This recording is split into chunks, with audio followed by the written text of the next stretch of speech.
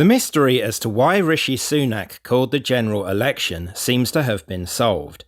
When he did so on 23rd of May last year, announcing it like a drowned rat in the pouring rain, he surprised many. Most had assumed he would leave the election as long as he could, until the autumn at the earliest. Previously, there were two explanations.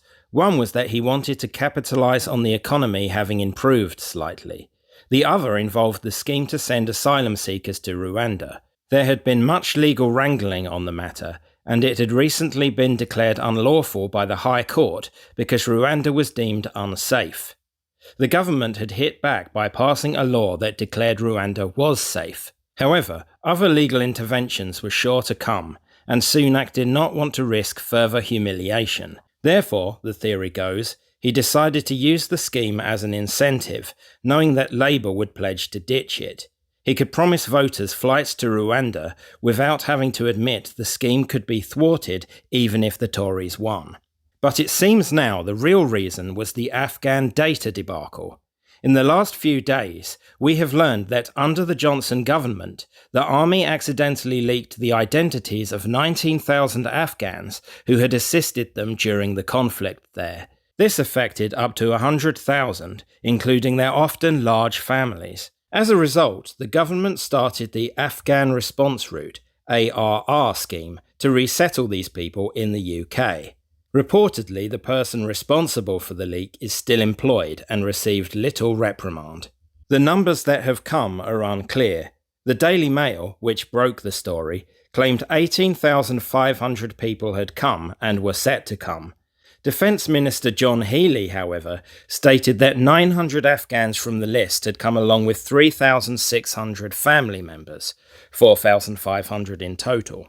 He also confirmed Labour had shut the ARR programme down. It's worth pointing out they only did this on the day the scandal was announced, having been continuing the plan for a whole year, albeit while conducting a review. Another 600 people on the list, plus their families, will come, as they have already been promised resettlement.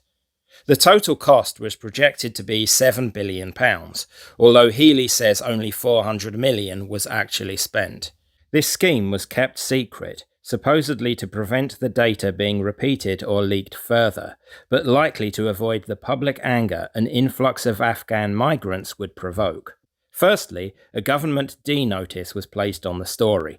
Then a super injunction was obtained from the High Court. That came into effect on September 1st, 2023 under Sunak, initially supposed to last 4 months. However, it was extended 3 times while Sunak was in power. On 21st of May 2024, however, a judge declared the injunction must end because it was stifling public debate. It would need to go to the Court of Appeal. Just 2 days later, Sunak called the election. It seems very likely Sunak, realising the cat could soon be let out the bag if the appeal failed, decided to go for an election as quickly as possible. That way, there was a chance the story might break after the votes had been cast. He knew the whole election could be lost over this scandal. As it happened, the appeal was successful and the injunction was upheld on June 26th. 8 days later, it was no longer Sunak's problem, as his disastrous campaign ushered Labour into power. In October 2024, 4 months later, a cabinet committee of high-ranking ministers met and decided to continue the scheme. On November the 11th, 5 months later, Labour went to court and extended the injunction. In February 2025, 7 months later, Labour initiated their review. In May, presumably when the review was over, the Cabinet Committee decided to carry on. It was only on July the 4th that they decided not to extend the injunction. Don't be fooled by anyone claiming Labour resolved the situation. If 4,500 is the true number, it is not a great number considering 45,000 migrants have crossed the Channel since Labour took power. Many of these, of course, will be Afghans. In the year ending March 2025, they were the largest contingent. Nevertheless, 4,500 is a significant number, and these aren't people just turning up randomly as they do on the boats. They are being flown in deliberately as a result of our military's mistake.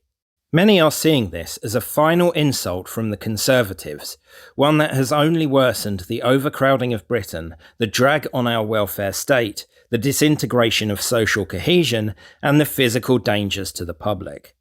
Not only did they cock up, but it was covered up, so it could not inform us at the ballot box. Well, now it can inform us, and both parties shall feel our wrath on this betrayal among many.